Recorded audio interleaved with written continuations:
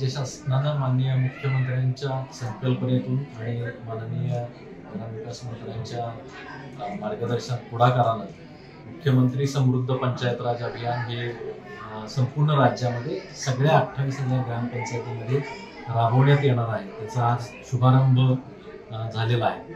आज खालापूर तालुक्यामध्ये शिरवली गावामध्ये तालुकास्तरीय या अभियानाचा शुभारंभ आपण या ग्रामपंचायतीमध्ये केलेला आहे।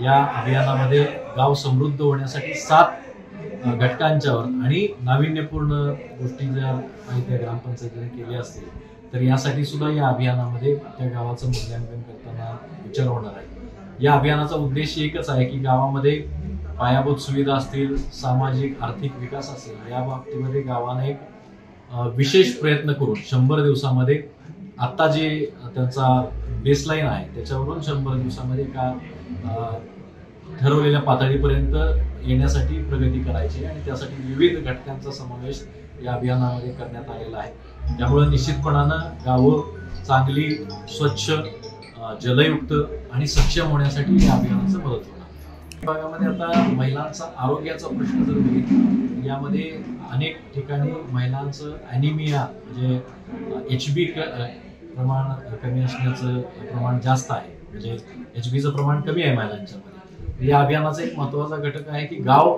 पूर्ण आणि ॲनिमिया मुक्त बनवणे।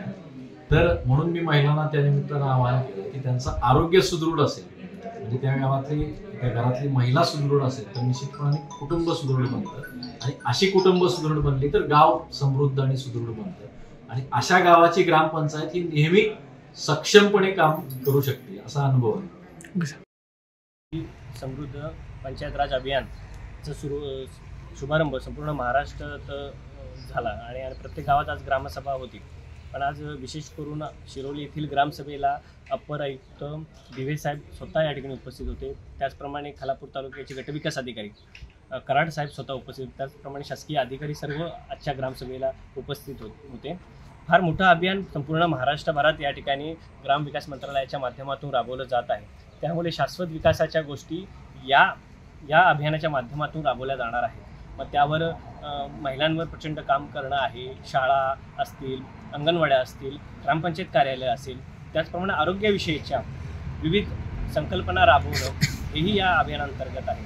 पाण्यासंदर्भात जलस्तर वाढवणं असे विविध विषय या अभियानांतर्गत आहे आणि मला विश्वास आहे शिरोली ग्रामपंचायतीवर आणि ग्रामपंचायती हद्दीतील सर्व नागरिकांवर की हे अभियान 100% आम्ही यशस्वी करून दाखवू आणि महाराष्ट्राच्या पटलावर शिरोली ग्रामपंचायतीचं नाव 100% झळकेल हा विश्वास सरपंच म्हणून मला, सदस्य म्हणून आमच्या सर्व टीमला आणि आमच्या विशेष म्हणजे आमच्या गावकऱ्यांना, आमच्या महिला मंडळांना या ठिकाणी आहे आणि हे अभियान आम्ही 100% यशस्वी करू हे या ठिकाणी मी सांगतो।